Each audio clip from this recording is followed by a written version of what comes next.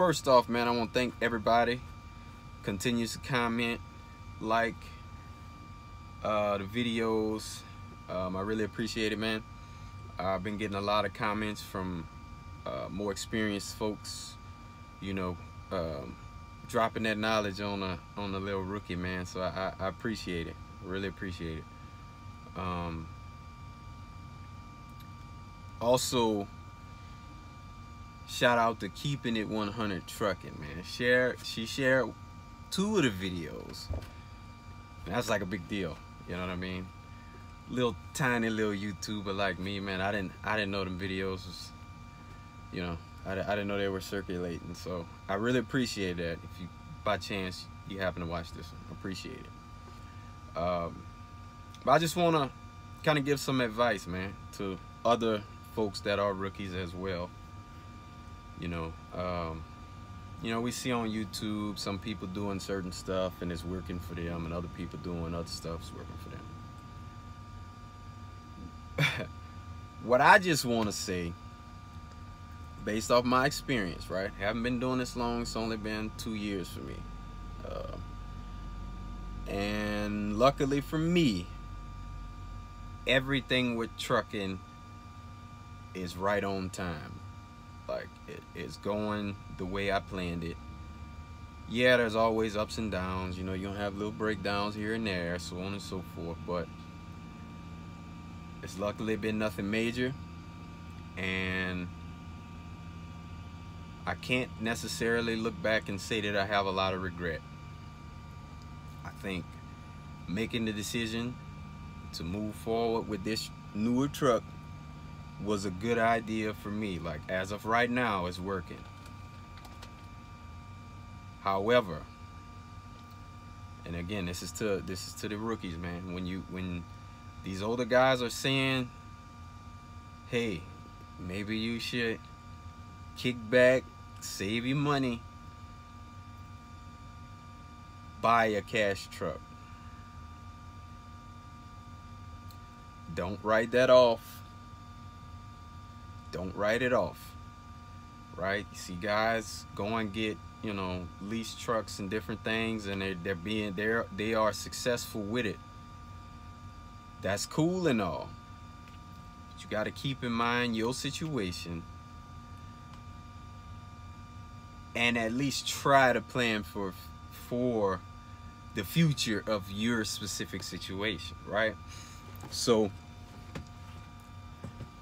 if you didn't catch the live that I did a while back, I'm expecting my first child. Super excited about it. However, I still have till next summer to pay on my truck. Now, the baby isn't due until the end of the year, so I got time to come up with exactly what my game plan is going to be. But I have to be home for that, because I don't want to miss anything. I'm talking anything. Like, I don't want my child to have the same childhood that I had, where my dad is, because my dad is an engineer, works for Exxon.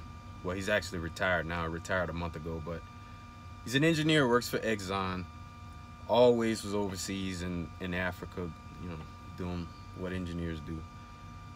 So it wasn't until I was about 14 where he put all that, you know, he stopped going overseas anyway. So realistically, dude didn't teach me anything. How to have a strong work ethic. That's about it, but he wasn't around. He wasn't around. And regardless of what type of money the dude was making, it's just not what's important to a child. I mean, yeah, you need the money to be able to take care of them, but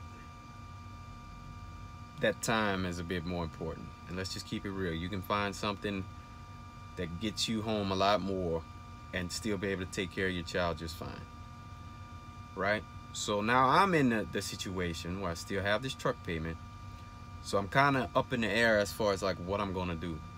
Like, I don't know if I should put a driver in here and go my ass home. I've even debated buying another truck, cash truck, buying a cash truck, put a driver in this truck, and then find something local to do with the second truck for me.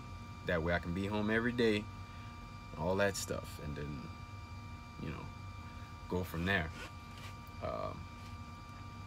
Had I listened to the older gentleman who's been doing this longer than me, who's been down this same path, saying go buy a cash truck, and I could have bought a cash truck, still went against the grain.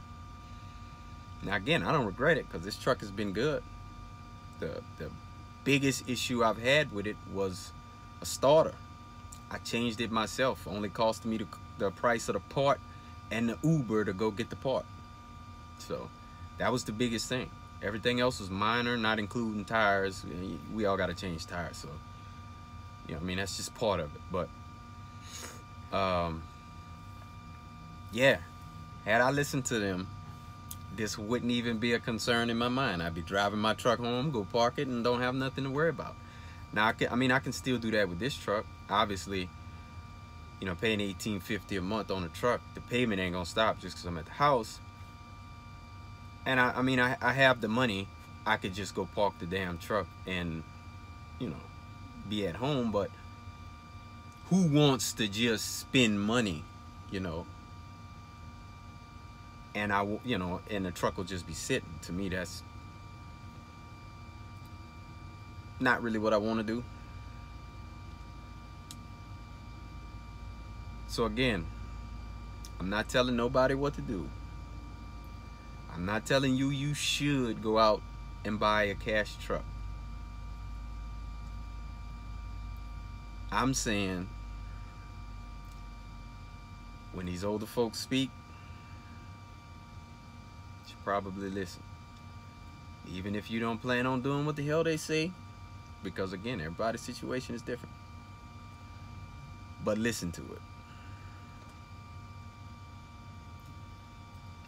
In hindsight, that cash truck would have been perfect. It would have been perfect, you know. So again, a lot of people gonna hear what I'm saying and just say all sorts of ridiculousness, and I know that. Because it doesn't matter what you say, somebody will come with it, and that's cool. But to my rookies, you can learn something from anybody. So don't write off what these old timers are saying. Still do your own research. Still make the decision that's appropriate for your situation. But also listen to them. Hear them out. Just because a person doesn't have a fleet of trucks doesn't mean he's doing worse than somebody who does. He just might not want a fleet of trucks. And for all you know, that one truck, that one trailer, he owned that. His house, he owned that. Personal vehicles, own that. So keep that in mind. I'm chilling again. So that's all I got, man. If you're on the road, be safe. You're on the operator, don't pull no cheap freight.